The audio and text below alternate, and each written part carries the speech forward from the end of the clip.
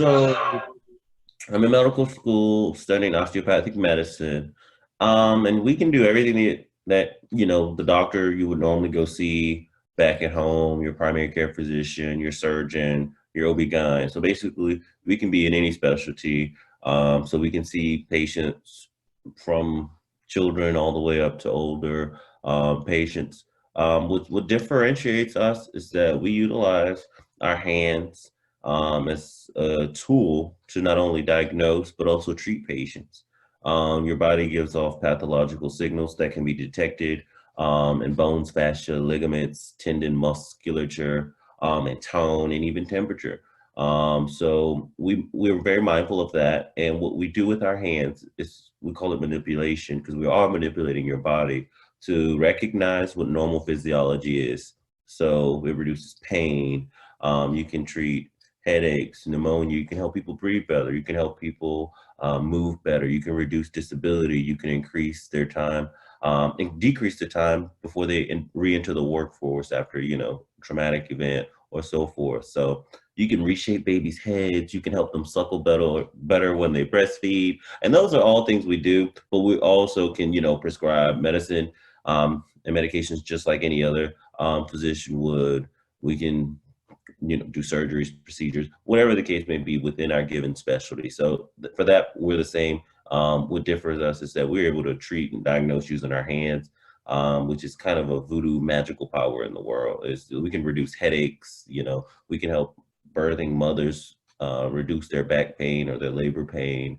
So that it's really a cool, and I'm grateful to have learned it, because before, maybe a couple years before, maybe a year and a half or 2 years, I wasn't familiar before I got to medical school what osteopathy was. And then once I got my master's at an osteopathic medical school, I was like, dude, this is life-changing.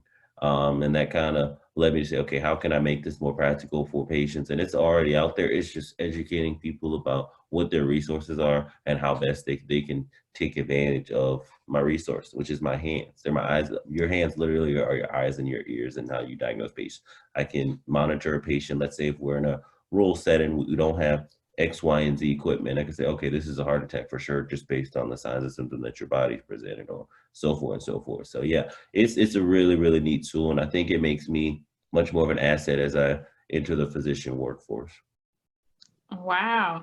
So what really resonated with me with that was when you said that you can reshape the baby's head, like that's a part of it, because I mean, I know growing up around, the older Black women, all you hear when a new baby, make sure you shape that baby head. Yep. Yeah. So, a lot of things, also a lot of things, but some of the things you'll see correlates into things that we've already been doing independently, particularly when you talk about Black mothers and grandmothers who may or may not have been midwives and supporting in terms of the medical birthing process. Yeah, so some of the things you were like, I could see we were already doing this, or we were already looking at it this way, or maybe we were, maybe we had it all wrong. So that process is still 100% a learning process. But people of color, African American people, and I won't say people of color because it just kind of takes away from who I am, but African Americans kind of, been doing the whole birthing process and doing it well prior to, modern times. So.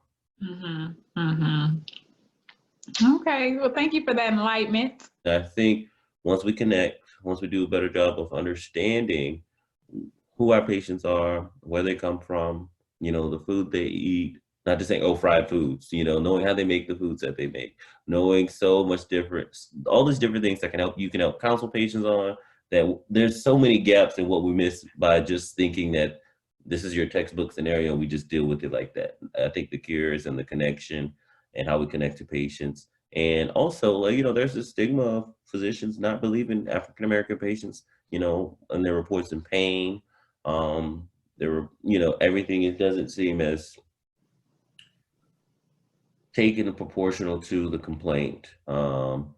We've seen a lot of that where, even African-American mothers, as they're birthing, they're like, oh, well, you're not in pain. Or if they do respond, often respond later than they normally should or would, given they probably should have done something sooner given the complaint. So It's interesting and it's hard work, but also family medicine physicians, they're the point of contact. So usually people don't go straight to the surgeon and say, you know, I got this problem, fix it. No, you need me. I won't say need me, but I want to be the person like, look, we got a serious heart condition.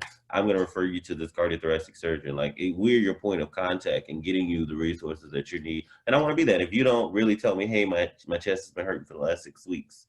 I don't know what's going on. I'm having trouble breathing. You know, maybe I need to get your pulmonologist. If you know, we never get to that, we're no good. So yeah, the connection is key, and I believe in that. I believe in relationships with people are going to better serve us more than anything else. As far as my future goals, so I'm starting well, I've already started a tech startup, but we're going through the second phase of development for a piloting app. It's titled MedMatey, um, and the app is geared towards connecting medical students to one another and connecting them to resources. And resources looks like knowing where study spaces are on campus and off campus, public and private libraries, coffee shops, so forth, having a marketplace where they can buy things that they need, like study aids, pen lights, scrub shoes, you know, surgical hats and masks, and things of that nature. But it's intended to dissolve the isolating nature that medical students may experience because, and like in my office, it could just be just me for 16 hours a day, um, which is fine, but also does it have to be that way? I know that I'm a little bit more inspired and more encouraged when I study with other people or when I'm connected to other people. Okay, the cure is in the connection once again. So I know that, and I think the app is gonna help create the medium to where it says, look, you know, I'm studying this. Anybody want to, you know, meet from 2 to 4, grab some coffee, get some quick study in, review some questions, and it utilizes geolocation software for medical students proximal to you. You know, I could say, hey, you know, I have an office at home. Anybody want to come over? Blah blah blah, so forth, so forth. So it's gonna be like your ultimate acclimation app. Some subsequent enhancements are going to include not only finding and securing rental property, but also finding a roommate to which you're compatible. So you kind of you can find a little bit of everything. You can find roommates, rental properties, study partners, study spaces, and also you can take advantage of the marketplace, which are going to sell things that are pertinent to your experience. We're going to make this bigger and hopefully better. Graduate students, both master's and PhD level students, will have an app soon come. Nursing students will have one soon come. Law students, so forth and so forth. So we want to make sure that the people that seek to be connected with other people. Like, you know, people want to connect with people that they can benefit from or, you know, or in the same boat that they are from. So we just want to help people get connected. Like if I wanted to have a cool Grey's Anatomy sweater, I could go to the marketplace and find that. It's kind of like Amazon for medical students, like everything a medical student will want through Amazon. You can find a stethoscope, you can find, you know, otoscope or things that you're gonna need, little lapel trinkets for your white coat and things like that. So I wish maybe that's Okay. something to think about in the future, adding, you know, nutrition drop-offs or pickups, you know. Who knows? The moon is the limit. It is.